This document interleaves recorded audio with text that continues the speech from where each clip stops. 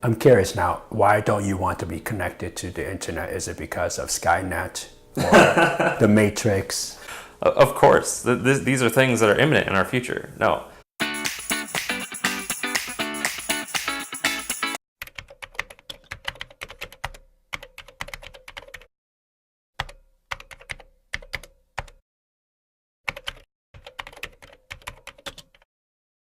Hi, and welcome to another episode of SF Yuppies. I'm here today with Michael, a software engineer at Blend.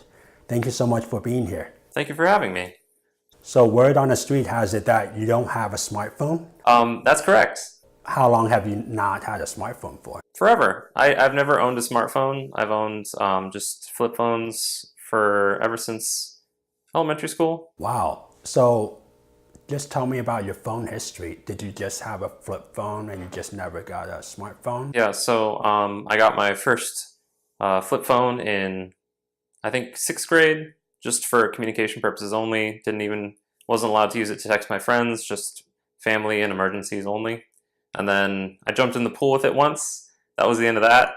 So I had to buy another one, and I've had that one ever since. And how long ago was that? That was about when I went to college, so 5 years ago. And this is a Razr, right? It's not a Razr, no. It's actually, I don't know what it is. It's an LG apparently by Verizon, Verizon branded, which is interesting. My parents' plan is Verizon, so I walked in the store one day and I said, "Give me a phone," and they said, "We have these fancy smartphones for you." And I looked at the price tag and I was like, "Nope, not going to happen."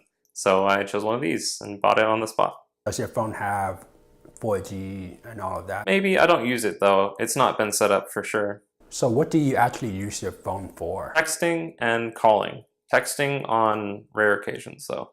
Mostly calling. How do you get around without a smartphone? Like, for example, finding directions or checking an important work email. Two ways. One, I put myself in a position to never need to access work information when I'm off hours. I don't have any work obligations when I'm off. And the second way is, how do I navigate, right? Because Maps is an important feature that is used to get people to where they need to go. So what I do is I just plan ahead. It takes a little bit of extra time, but I can look up directions beforehand and memorize my route before I leave. And then what about those situations where you get somewhere and then you go somewhere else with your friends or family members? How do you find your way back? Usually I have a pretty good sense of direction, but sometimes things can get a little crazy. What I do is I rely on my friends in that case, because they all have smartphones and they can guide me to any direction I need to go. Wow. So I get to like the nearest public transit route and I'm set. What benefits do you see in not owning a smartphone? Less screen time, which correlates to less ability to be drawn into wasting your time. Let's say your friend wants to reduce their screen time. How would you advise him or her to, reduce addiction on their smartphone?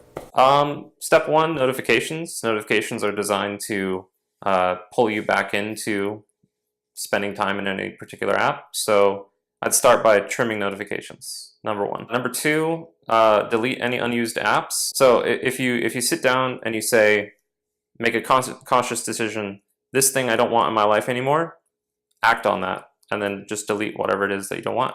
You know anyone else who doesn't own a smartphone? I've tried to find these people, and around in my circles, they don't exist. Is there anything else that you do that most people don't? I don't do social media at all. I dislike social media and how it's structured, and the incentives that are in place to keep you inside the network and compare yourself to everyone all the time. Walk me through your typical day. Absolutely. Like a life of a software engineer without a smartphone. All right. And social media. Yeah. Here's what it sounds like. I wake up at 5 o'clock in the morning. I get ready to go to the gym, and I go to the gym. I walk. It's about a 15-minute walk, and I arrive and I do my workout, whatever that is for the day. Varies. And then I go home. Workouts usually take 60 to 90 minutes, so hour and a half. All told, that gym block could take 2 hours total, because I have 15-minute walking time to and from the gym. So anywhere from an hour and a half to 2 hours. And then I arrive home, get ready for work, go to work, and work all day until it's time to go home. I usually try to get about 10 hours in every day, just for myself, because I think that's what they pay me for. So that's the amount of hours I'm willing to give. And I do that, and then I go home. Also, ideally, I work on personal projects for the rest of the time. Most of the time, I just kind of hang out, do some laundry, catch up on whatever news articles exist. That part I want to reduce and turn into personal project time. Wow. Was there like a moment in time that you decided to adopt this mentality? No, I think that I've never seen it's a value proposition. I've never seen the value in owning a smartphone over owning something that doesn't connect to the internet, because I don't need to be connected all the time. And that's a personal choice that I made. Well, thank you so much for joining us and sharing about your life without a smartphone. Again, thank you for having me.